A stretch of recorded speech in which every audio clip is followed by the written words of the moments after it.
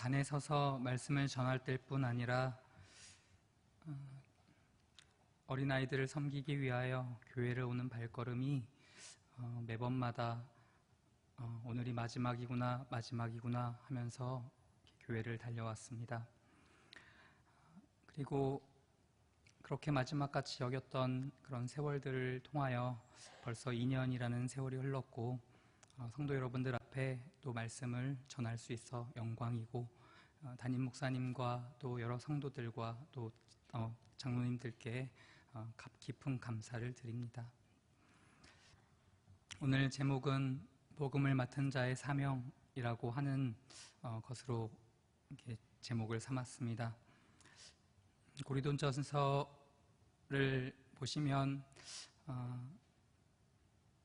보통은 이 책은 이제 분홍색 빛과 빨간색 빛, 노란색 빛이라기보다는 잿빛과 검정색과 회색 빛에 가까운 그런 용단이 없으면 차마 읽어 내려가기가 어려운 그런 책이라고 생각이 듭니다.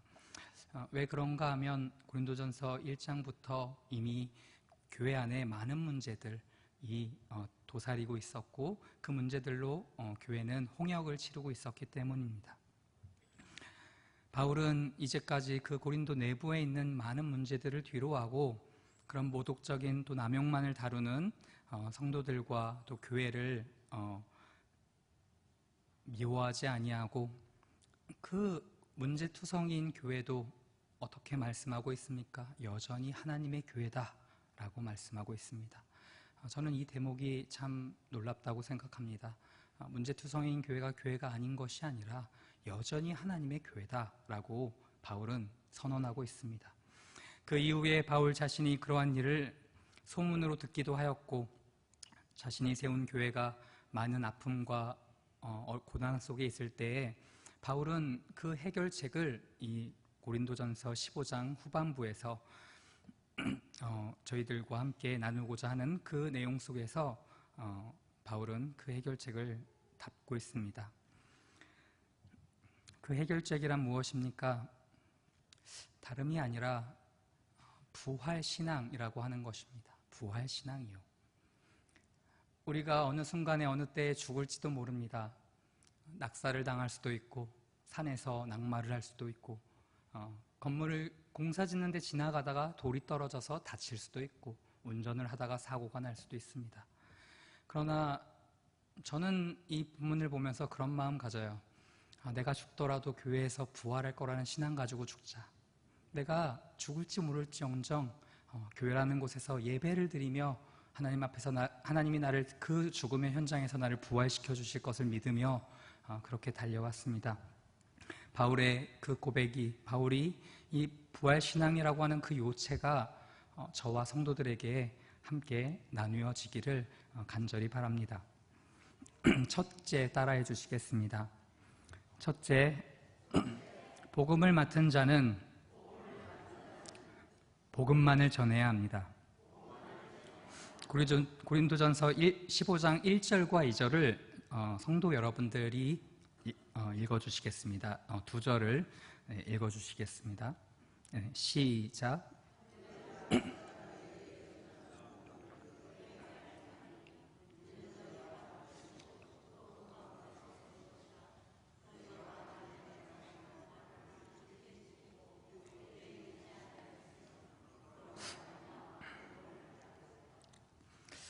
(1절과 2절) 말씀에 나와 있는 말 가운데 동사가 상호작용으로 반복되는 동사가 있습니다. 무엇이겠습니까?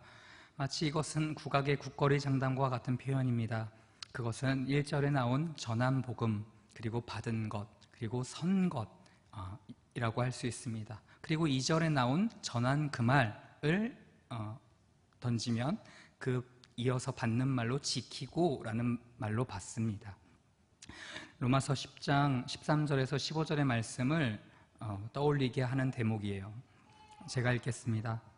누구든지 주의 이름을 부르는 자는 구원을 받으리라.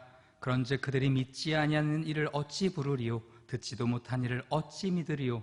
전파하는 자가 없이 어찌 들으리요? 보내심을 받지 아니하였으면 어찌 전파하리요? 기록된 바 아름답도다 좋은 소식을 전하는 자들의 발효함과 같으니라. 바울은 내가 받은 것을 전하였다고 함으로써 복음이 하나님으로부터 왔으며 복음이 진리가 되기에 합당함을 역설합니다. 바울은 이방의 그리스도인들에게도 하나님께서 선지자들이 발표했던 그대로 그리스도 안에서 속죄 사역을 수행하셨음을 증거하고 있는 것입니다. 그 이유로 해서 하나님의 역사와 복음에는 강력한 힘이 있는 것입니다. 사랑하는 성도 여러분들은 철학을 좋아하십니까? 어떠세요? 철학을 관심을 갖고 이렇게 서점이나 아니면 기독교 백화점 같은 데 가서 철학책을 좀 즐겨보시는 편이신가요? 한동안 한 10여 년 정도 됐는지 모르겠습니다. 그 도올 선생이라고 하는 사람이 나와서 노자를 강의도 하고 많이 선풍적으로 인기를 끌었던 적이 있습니다. 저도 학교를 다닐 때 신학을 공부할 때 참 이렇게 많이 마음에 불쾌하고 어려웠던 적이 있어요. 그 강의가 인기가 많았기 때문이죠. 인류 역사에서 철학사를 보면 재미있는 요소가 있습니다. 아리스토텔레스의 현실주의와 플라톤의 이상주의가 있던 시대에서부터 현대 철학사조인 라칸과 들레주에 이르기까지 수많은 철학사조들이 유럽과 미국을 휩쓸었습니다. 이것은 학교와 교육과 그리고 정치와 문화와 모든 사회의 저변이 된 철학사조들입니다. 저는 그 중에서도 어린 시절을 돌아보면 이제 하이데거와 그 다음에 니체, 키에르케고르의 글을 흥미롭게 읽었던 적이 있어요. 그리고 동양 철학을 보면서 이 사람들은 정말 사람이 아니구나, 천재가 아닌가 싶다라는 생각이 들었습니다. 왜 동양 철학은 그랬냐면 인생을 살면 살수록 정말 그 내용들이 맞닥뜨리는 게 맞아요. 많이 있습니다. 그리고 명심보감이라든가 여러 가지 책들이 참 이렇게 신앙적으로 이끌진 않지만 지식적으로나 어떤 인생사를 살아갈 때 굉장히 놀라운 대목들이 많기 때문에 동양 철학사도 굉장히 사람들에게 유익하다고 생각이 들었습니다. 그러나 21세기가 도래하고 포스트 모더니즘과 해석 해체주의 그리고 미국 철학사에서 남을 실용주의가 우리가 믿고 우리가 견지하고 있는 이 개혁주의와 그리고 신학의 요체를 뒤흔들었다고 생각이 듭니다. 요즘은 인문학이 인기를 끌지 못하고 있는 것이 추세이긴 하지만 적어도 저에게는 한 가지 확신을 갖고 있는 것이 있습니다. 그것이 무엇이겠습니까? 복음을 맡은 자는 반드시 복음만을 전해야 한다는 것입니다. 그가 다른 여러 가지 철학의 사조와 그것들을 끌어다가 복음을 끼워 맞춘다면 그것은 하나님께서 바라시는 것도 아닐 뿐만 아니라 성도들의 영적인 건강과 정서적인 건강에도 그렇게 좋지 않다고 생각이 들어요.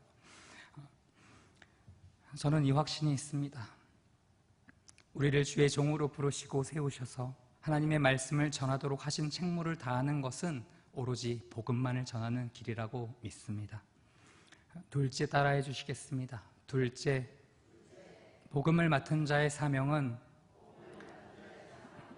오직 예수 그리스도만을 전합니다. 고린도전서 12장 3, 4절을 성도 여러분들이 동일하게 읽어주시겠습니다. 3절과 4절입니다. 네, 시작 한번 해주세요. 네, 시작.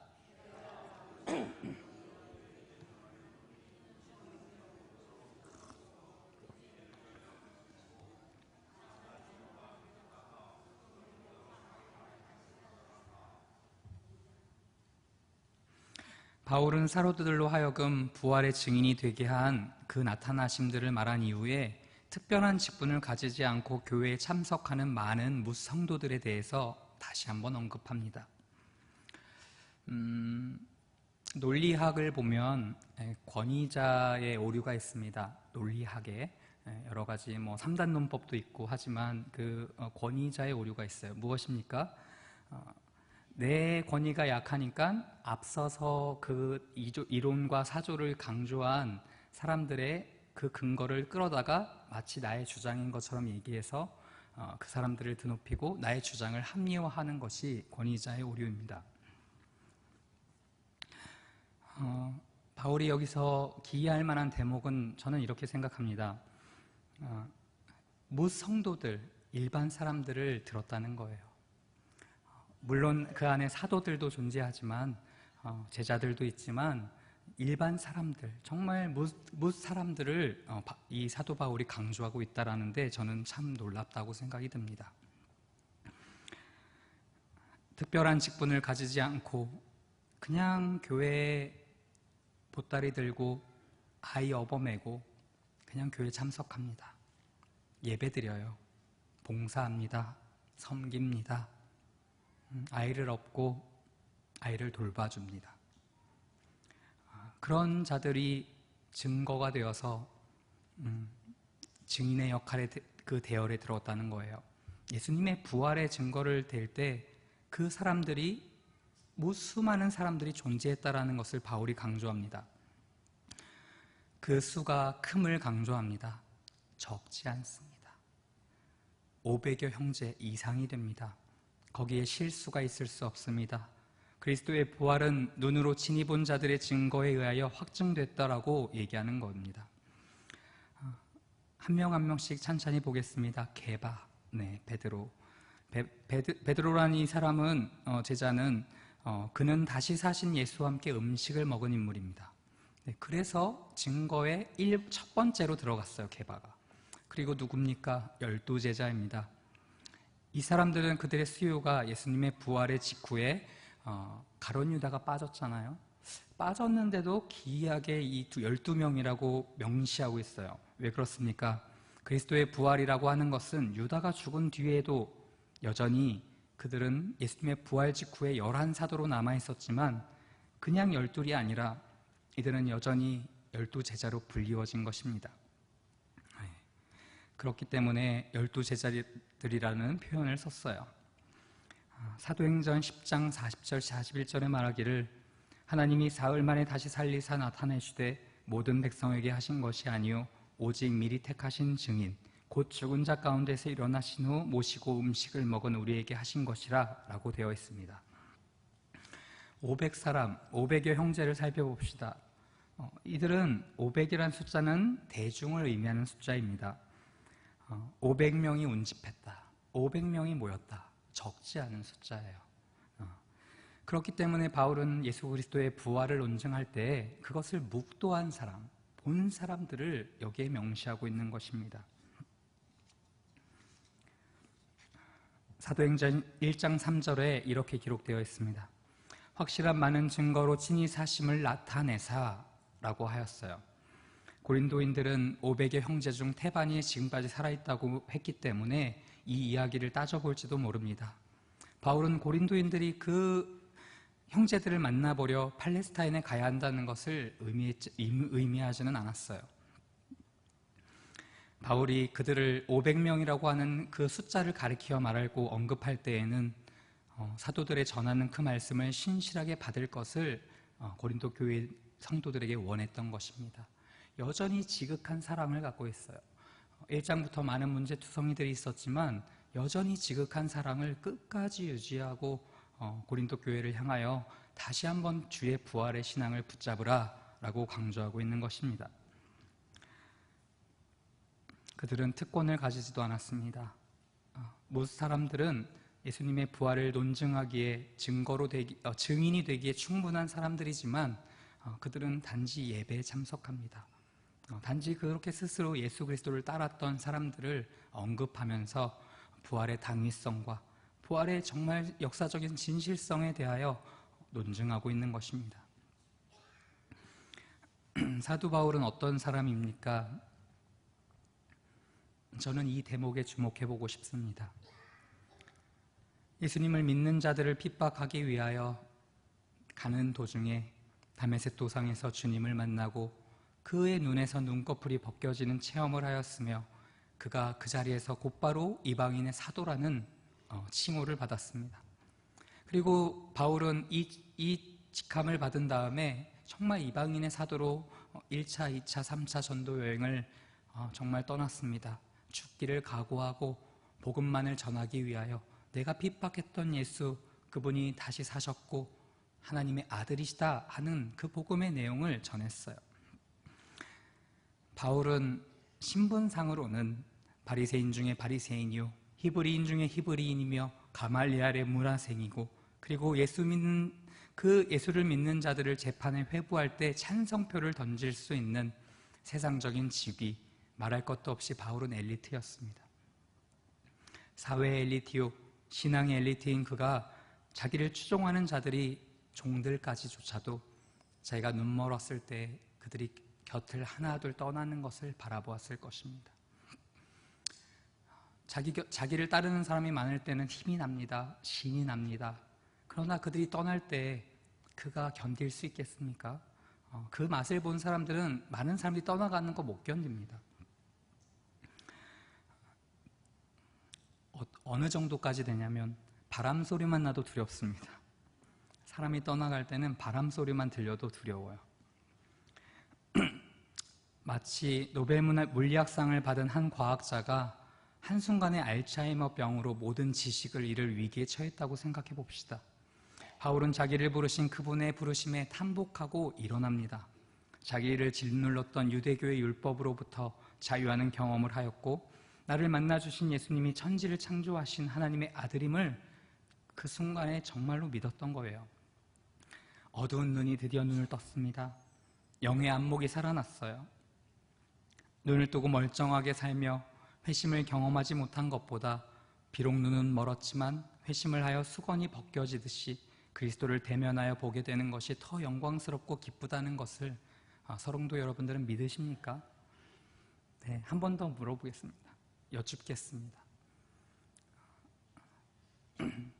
멀쩡한 눈으로 그리스도를 안 믿고 예배도 뭔지 모르고 교회도 뭔지 모르고 사는 것과 보지 못하더라도 예수를 알고 예수가 나를 만나주셨고 그 믿음의 경험이 있는 것, 둘 중에 여러분들은 무엇을 더 좋다고 여기세요?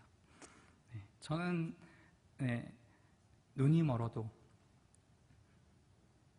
제가 신학을 공부하고 목회자가 되기로 결심할 때 경기도 광주의 실촌수양관이라고 하는 곳에서 21살 때 수련회가 있었습니다. 축제교회라고 하는 아주 조그만 개척교회 강사 목사님이 오셔서 재림과 그 다음에 심판에 대해서 설교를 하셨어요. 그 4박 5일 동안 재림과 심판에 대해서 설교를 하셨는데, 제가 마치 이슬람 교인이 된 것처럼 대자로 뻗어서 그 맨 뒷자리, 그 실촌수양관 뒷자리에서 주님의 종이 되고 싶습니다. 당신의 종이 되고 싶습니다 라고 기도했던 적이 있습니다. 그럴 때 어떤 기도를 했냐면 성경책이 지구상에 단 한 권이 남았다. 제 파란 쪽을 가져가셔도 전 그 성경책 받고 싶습니다. 제 수족의 하나를 잘라내어도 저는 그 지구상에 남은 그 성경책 제가 갖고 싶어요 라고 그렇게 서원하고 기도했어요.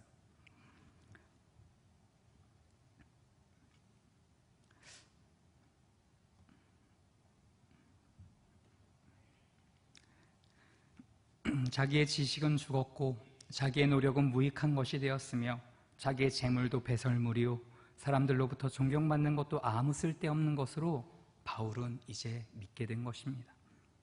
그래서 바울은 이제 전해요. 무엇을요? 이제부터는 내가 예수로만 살리라. 예수만 전하다 죽으리라.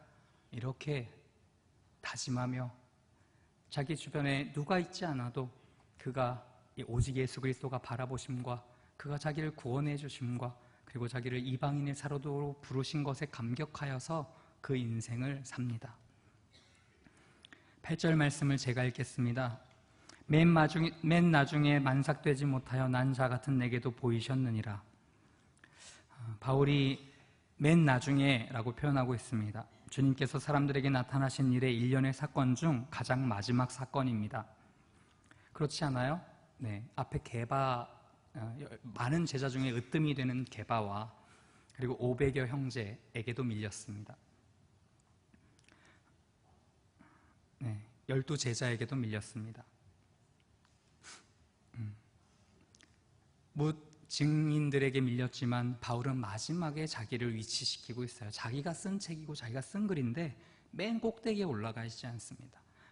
8절 말씀에 맨 나중에 만삭되지 못하여 난 자 같은 내게도 보이셨느니라. 가장 마지막 쪽에 자기의 이름을 기록하고 있습니다. 저는 이 글을 기록할 때 바울이 굉장히 떨면서 기록했다고 생각합니다. 내가 여기에 이 자리에 이 위치에 내가 들어갈 사람인가, 하나님께 감사하면서 떨면서 섰을 것 같아요. 바울은 자기의 눈으로 영화로우신 주님을 본 마지막 사람입니다. 갈라디아에서도 말씀하듯이 바울이 무슨 사도냐, 바울이 무슨 예수의 부활을 보았느냐, 이렇게 해서 그의 권위를 깎아내리지만 이 바울은 여기서 자기가 참 사도가 될 수 있었던 증거를 여기서 말합니다. 만삭되지 못하여 난 그 갓난아기 같은 난 자 같은 자기를 말하고 있는 거예요. 이 표현은 어린아이들보다 더한 자가 없다는 것을 함축할 수 있습니다. 자기의 형세가, 자기의 위치가, 자기가 하나님께 받은 그 큰 은혜를 생각할 때 어린아이들보다 더한 자가 없다, 이렇게 생각할지도 모릅니다.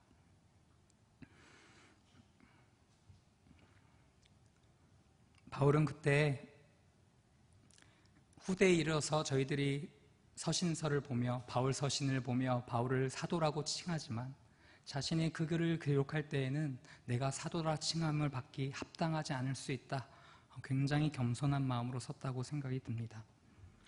단지 주님이 자기에게 보이신 길과 이방인의 사도로 부르신 그 부름에 합당하여 자기가 선 것에 대하여 감사할 따름이었습니다. 눈이 멀었다 떴어요. 눈이 멀었다 떴어요. 어떻습니까? 중병에 걸려다가도 낫게 되면 주 예수만을 위하여 살고 전도하겠다고 하는데 바울도 눈을 떴습니다. 그리고 이것은 육체적인 눈만 뜬 것이 아니라 영의 안목도 떴고 후대에 많은 교회와 또 열방에 또 많은 믿지 않는 자들을 구원하시기로 한 그 바울의 손과 그의 지식과 그의 삶을 들어서 이 서신서를 기록하고 있는 것입니다. 단지 주님이 부르신 일을 그리고 보이신 일을 그는 말함으로써 하나님의 마음을 흡족하게 하려고 했던 것입니다. 궁극적으로는 이러한 일들을 진리의 증거와 부활의 의미를 더욱더 강화시켜줍니다. 바울에게까지, 그리고 그리스도께서는 자신을 나타내셨던 거예요. 그는 자기가 참된 사도임을 이제 알았습니다. 얼마 전에는 핍박자였어요. 폭행자였습니다. 무자비한 자였어요. 가차없이 찬성표를 던졌습니다. 저들이 재판에 회부되어 징계를 받기를 원합니다. 그렇게 찬성표를 던졌습니다. 눈에 불을 켜고 예수 믿는 자들을 핍박했고 그들을 압박했습니다. 그들을 회중에서 쫓아내려고 노력했습니다. 그러므로 바울의 모든 것, 바울의 바울된 것은 오로지 고린도후서 3장 5절에 나오는 말씀처럼 하나님의 은혜로 말미암은 것입니다. 이것은 그의 회심만을 언급하지 않고 그가 사도로 부르심을 받은 것까지도 포함하고 있습니다.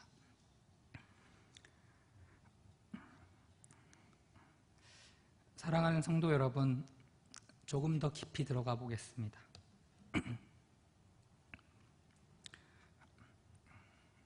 한번 비추임을 얻고 하늘의 은사를 맛보고 성령에 참여한 바 되고 하나님의 선한 말씀과 내세의 능력을 맛보고도 타락한 자들은 다시 새롭게 하여 회개할 수 없나니 이는 그들이 하나님의 아들을 다시 십자가에 못 박아 드러내놓고 욕되게 함이라.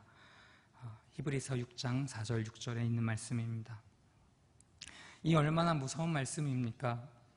신앙의 연륜이 오래된 성도분들은 이해하실 거예요. 이 말씀이 얼마나 무서운 말씀인지. 한번 형용할 수 없는 빛을 받고 하늘의 은사를 맛보고 성령세를 경험한 그가 다시 하나님의 자녀로 발견될 때에는 이 사람은 이제 자기가 아닙니다.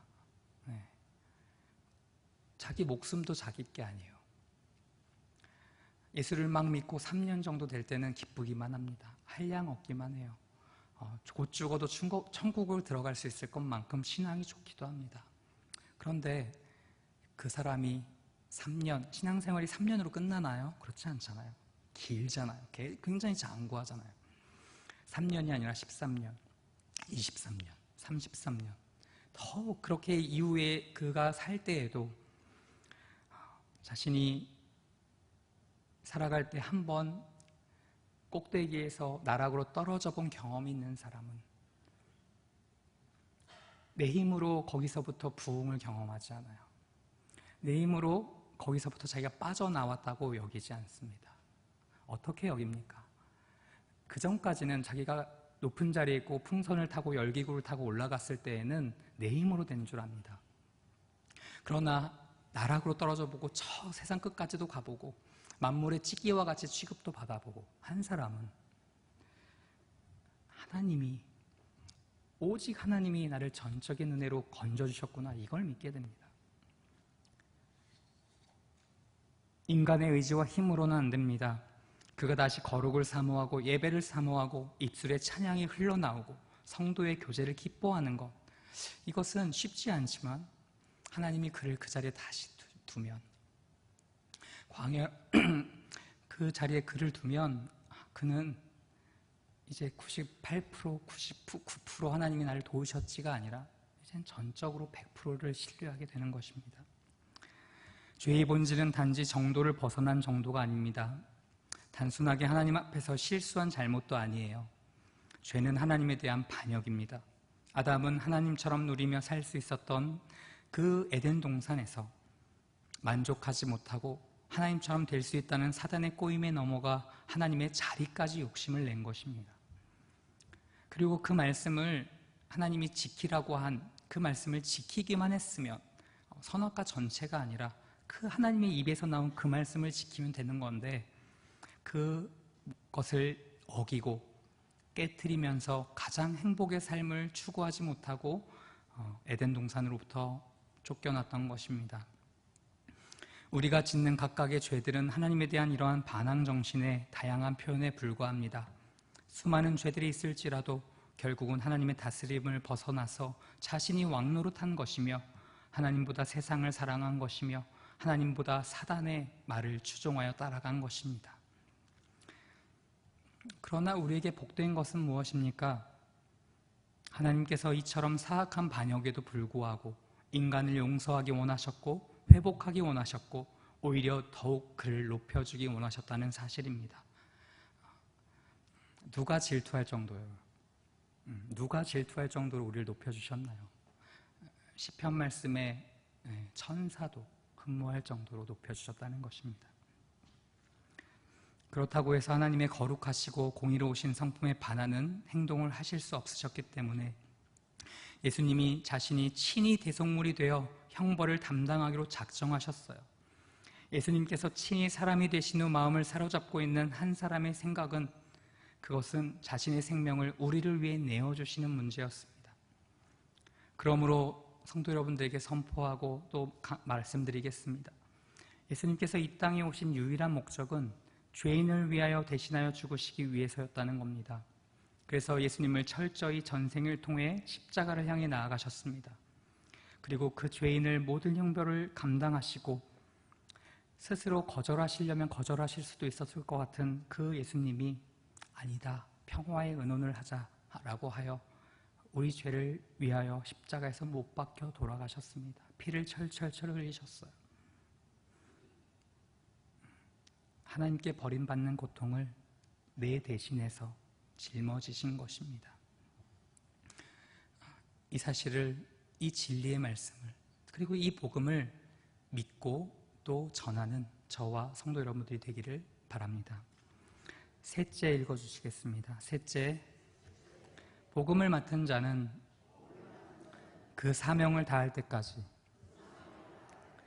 은혜로만 삽니다. 고린도전서 12장 90절을 끝으로 성도 여러분들이 읽어주시겠습니다. 9절, 10절입니다. 시작.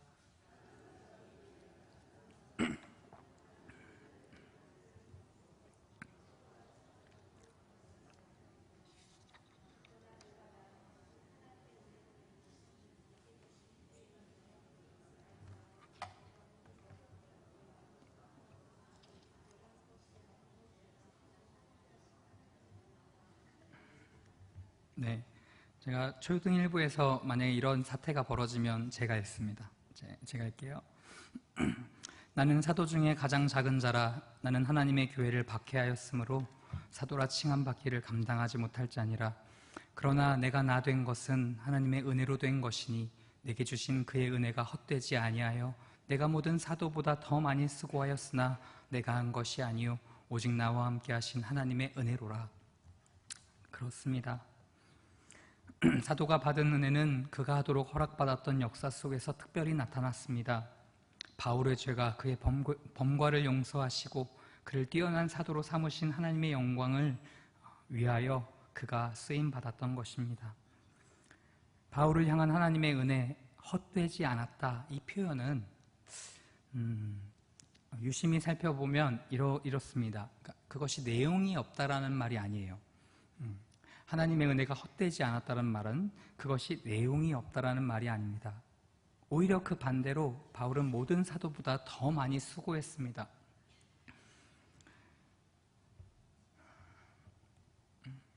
기독교회사에서 등장하는 많은 순교자들이 죽어가면서도 그들의 마지막 모습을 보면 어떠하나요?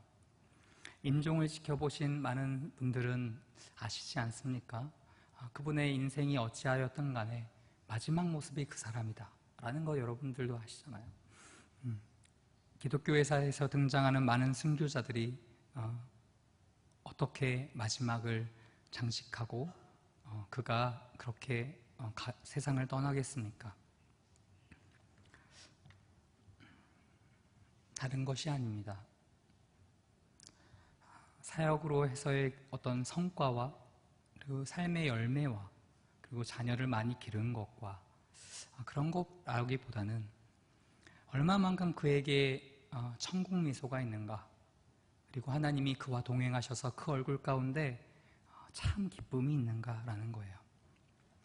세상이 그들을 버려도 하나님이 그들을 영접해 주신다는 사실 때문에 온갖 곳에서 핍박과 멸시와 또 돌에 치이는 것과 음해와 살해와 그것들을 당해도 그 최종적인 그들의 얼굴 모습은 오직 예수 그리스도를 앙망하는 기쁨의 모습이었던 것입니다. 바울은 잠깐 동안 그가 자신에 관해서 쓴 일들에 인하여 하나님을 영화롭게 하기 위해서 처음의 본질을 벗어났습니다. 그러므로 바울은 이제 이렇게 하는 거죠. 마치 내가 3000% 좀 빠졌나? 이렇게 생각하면서 다시 원래대로 돌아옵니다. 왜 그렇습니까?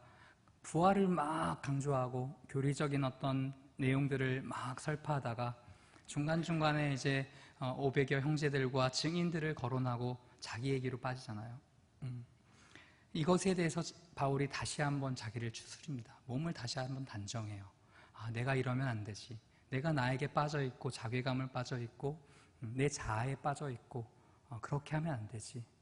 다시 한번 성도들과 이 책을 다시 한번 읽을 후대의 사람들에게 다시 한번 정신을 차리고 11절을 말합니다. 11절은 제가 읽겠습니다.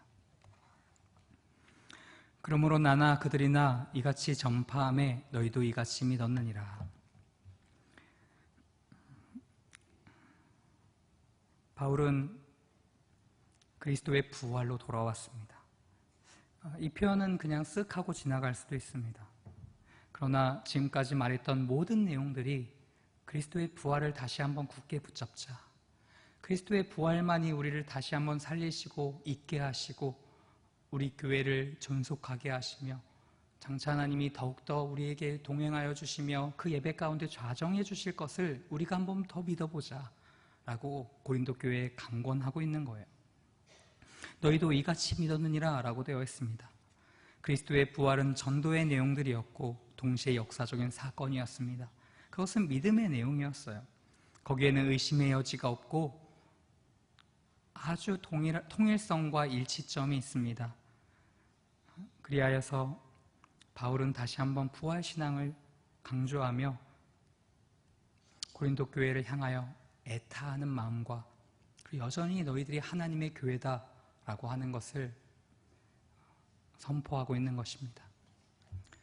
사랑하는 성도 여러분, 말씀을 맺겠습니다. 복음을 맡은 자는 첫째, 복음만을 전해야 합니다. 둘째, 예수 그리스도만을 전해야 합니다. 셋째, 은혜로만 살아야 합니다.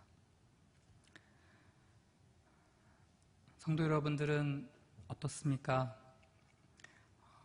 교회 예배가 너무나 오래되었고 내 예배 생활과 내 신앙 생활이 길었기 때문에 여전히 차갑고 여전히 회복되어지지 않는 그 신앙의 구렁텅이에 계십니까? 거기서 빠져나오시고 다시 한번 부활신앙으로 여러분들이 주님 앞에 올곧게 서기를 간절히 바라겠습니다. 십자가에서 예수님께서 쏟아부어진 하나님의 진노를 깨달으면 깨달을수록 우리를 향한 그리스도의 사랑이 얼마나 높고 깊은지, 그리고 얼마나 크고 넓은지를 알 수가 있습니다. 놀랍도록 우리에게 말씀하시는 것은 내 생각과 너 생각이 달라입니다. 나의 생각과 너의 생각이 달라.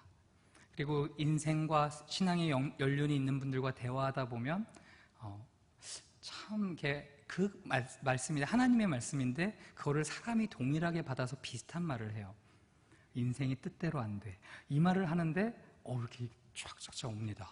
하나님이 들려주신 말씀 같이 그 인생의 연륜이 있으신 분들이 인생이 내 뜻대로 안 된다. 이 말이 정말 그러합니다. 사랑하는 성도 여러분, 힘들고 지쳐 계십니까? 하나님의 은혜가 내 삶과 우리 가정에 떠난 듯이 보입니까? 적막하고 깜깜하고 답답하십니까? 그러나 저는 단연코 믿습니다. 그리고 신뢰하고 의지합니다. 무엇을요? 복음을 맡기오신 자에게는 마르지 않는 샘물이 있다는 것입니다. 주님의 종은 주님이 책임지시고 주님의 종은 주님이 먹이시고 살리시고 입히신다는 것을 저는 믿어요. 그렇기 때문에 여러분들도 부활신앙을 믿으셔야 합니다. 길을 걸을 때마다 발걸음이 멈출 때가 있어요. 이 말들만 하고 마칠게요. 이렇게 점포가 있고 가게가 있고 그렇지 않습니까? 그 다음에 이제 매장이 있고 백화점 매장이 있고 가게가 있고 점포가 있고 그 다음에 이제 갓길에서 이렇게 그 간이로 구청에서 지어준 그 흉물 섭지 말라고 구청에서 지어준 간이 건물이 또 있지 않습니까? 근데 거기서 일하시는 분들이 성도분들 중에 계실 거지만 제가 발길을 멈추는 곳은 그 공간이 아니고 지하철 앞에서 나물 파는 분들이에요. 이렇게 볼 때마다 정말 손잡아 드리고 싶고 정말 나는 밖에서 5분도 10분도 이렇게 추워서 빨리 가려고 애쓰는데 저분들은 저기서 앉은 자리에서 2시간, 3시간, 4시간 하루 종일 일하시는구나. 굉장히 아파합니다. 성도 여러분들도 내가 죽더라도 내가 목숨이 경각에 달리더라도 나에게는 부활신앙이 있습니다. 나에게는 부활신앙으로 나는 삽니다. 그렇게 예배드리고 봉사하고 주님 앞에 헌신할 것입니다. 예수 그리스도의 복음만을 전할 거예요. 예수 그리스도만을 전할 거예요. 이런 신앙으로 사시기를 또 간절히 바라겠습니다. 기도하겠습니다.